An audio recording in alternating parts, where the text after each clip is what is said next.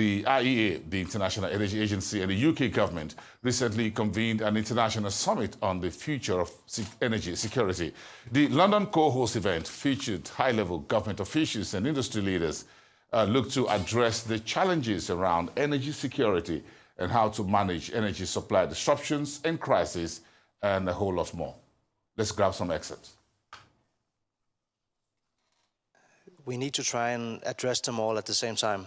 So I guess the basic point that almost everybody in our session made was that we need holistic approaches, whether it's securing your energy supply for hardcore security reasons, whether it's bringing down the costs for your citizens or your industries to increase competitiveness, whether it's for decarbonization and fighting climate change.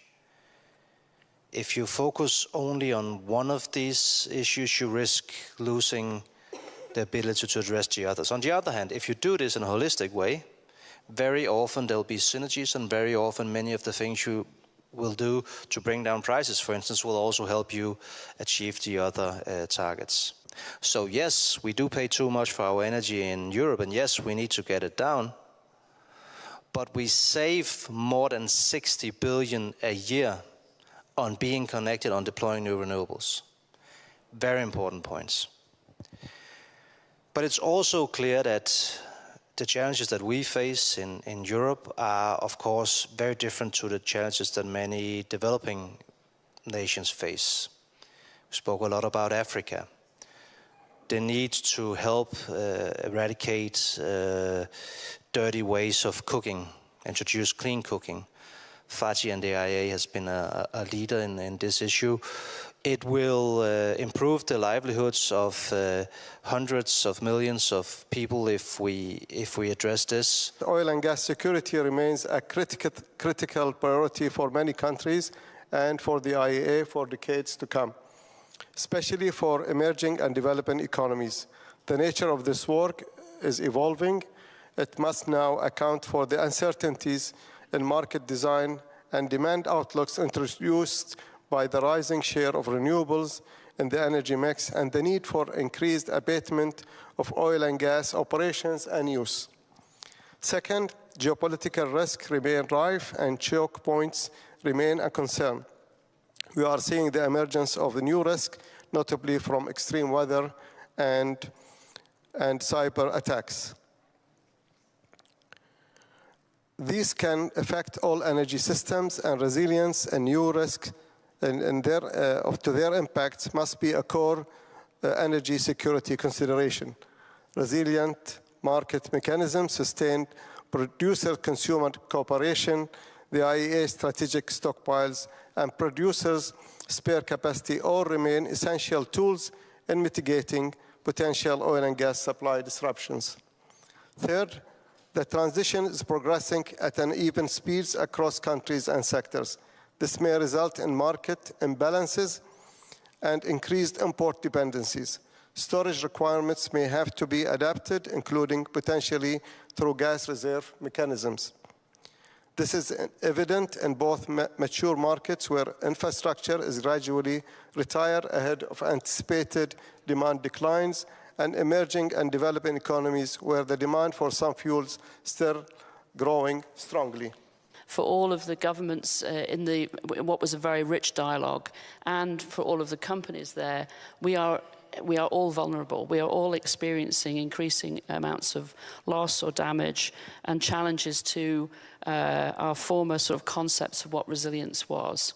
And so part of the discussion was first-person testimony of what our lack of resilience means for our people and for the energy systems that we manage. What does that mean? It means that we have to be better at planning. We have to have really good scenarios.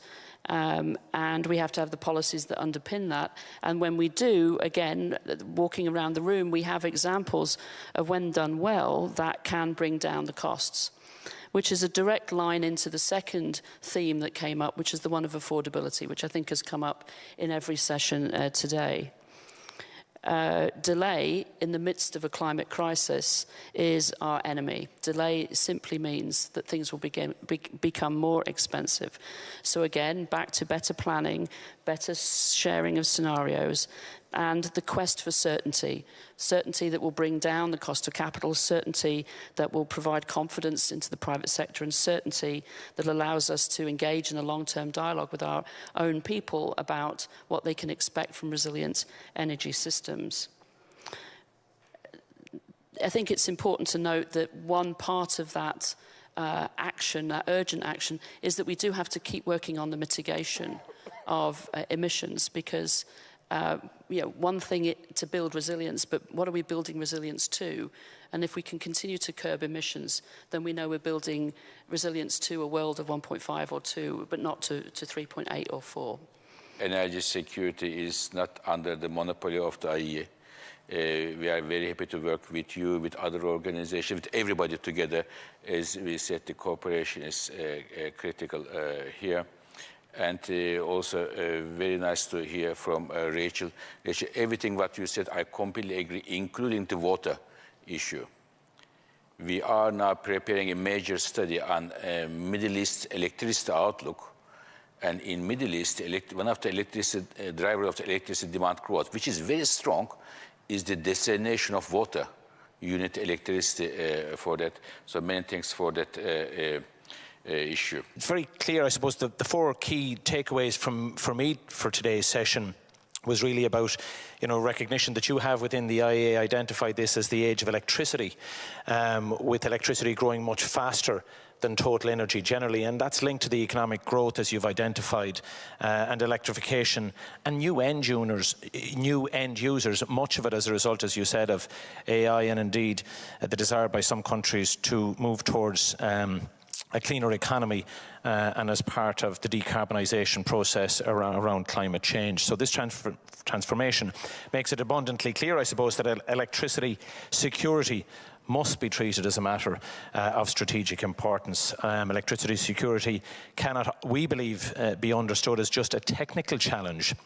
The vulnerabilities may stem indeed from policy decisions, market structures and governance frameworks, and that was very much demonstrated and amplified today. And I suppose most importantly, predictable policies and regulatory frameworks are absolutely crucial to attract timely and adequate investment, both in new capacity and grids. And a lot of our session dealt with grids and the importance to give visibility to the investment side, and to ensure that we plan ahead in line with bringing on board more renewable energy and making sure that the rapidly increasing demand is met.